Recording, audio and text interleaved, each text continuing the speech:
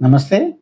My dear friends. అతి ముఖ్యమైనది ఇంట్లో బీపీ, షుగర్ లేని పేషెంట్లు ఎవరు లేరు మై డియర్ ఫ్రెండ్స్ ఇప్పుడు. ఇప్పుడు జీర్ణక్రియ ఎప్పుడైతే సరిగ్గా లేకుండా పోయిందో ఆటోమేటిక్‌గా మనకి ఎన్ని ప్రాబ్లమ్స్ అనేది దీంట్లో వచ్చేస్తా ఉంటాయి.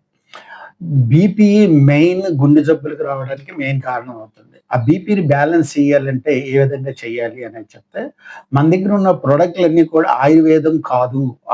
సైవేదిక్ ప్రొడక్ట్స్. అంటే సైన్సు, ఆయుర్వేదం మిక్స్ అయింది. ఒక ఆయుర్వేదమే సరైన డాక్టర్ సజెషన్ ఇవ్వకపోతే దానికి సైడ్ ఎఫెక్ట్స్ వస్తాయని చెప్తారు. కానీ ఈ సైవేదిక్ ప్రొడక్ట్స్ ఏయి కూడా ఎలాంటి మనకి హాని చేయవు. ఎలాంటి ప్రొడక్ట్ వాడినా కూడా ఏమీ చెడు ప్రయోజనాలనేవి జరగవు.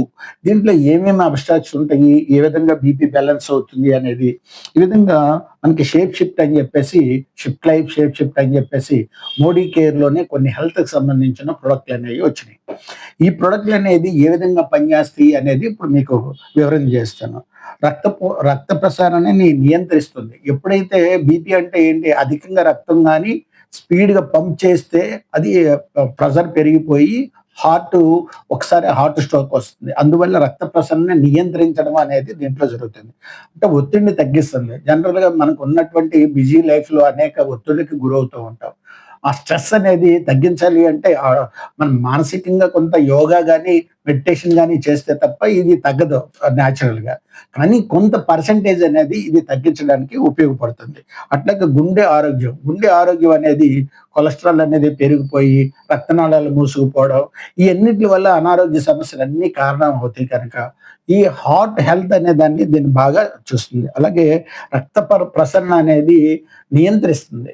అప్ అండ్ డౌన్ అవ్వకోకుండా కరెక్ట్ వేలో ఆ గుండె వేగం ఎక్కువగా ఉండకుండా గుండె ఎన్ని సార్లు కొట్టుకోవాలి, నిమిషానికి 72 సార్లు కొట్టుకోవాలి. ఏదైతే ఉందో అది కొట్టుకునేలాగా కరెక్ట్‌గా నియంత్రణ అనేది దీంట్లో చేస్తుంది. ఆ విధంగా దీంట్లో ఉపయోగపడుతుంది. దీంట్లో మై డియర్ ఫ్రెండ్స్ ఏమేమి ఉంటాయి? దీంట్లో ప్రొడక్ట్స్ ఏమేమి దొరుకుతాయి అని లెక్కేసుకుంటే అశ్వగంధ, జటామాంసి,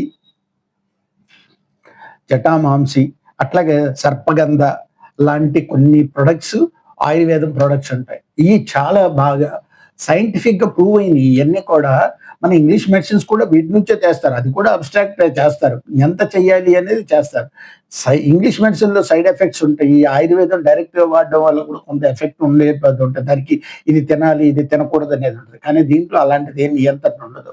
కానీ ఎవరు వాడాలి, ఎవరు వాడకూడదు అనేది కొన్ని రూల్స్, రెగ్యులేషన్స్ అనేది దీంట్లో ఉంటాయి. కనుక అయన్నీ కూడా మీరు వివరాలు తెలుసుకొని, ఈ బీపీఆర్ బ్యాలెన్స్ అనేది ఉపయోగించుకొని మీరు హెల్తీగా ఉంటారని ఆశిస్తున్నాను. Thank you my dear friends. Thank you very much.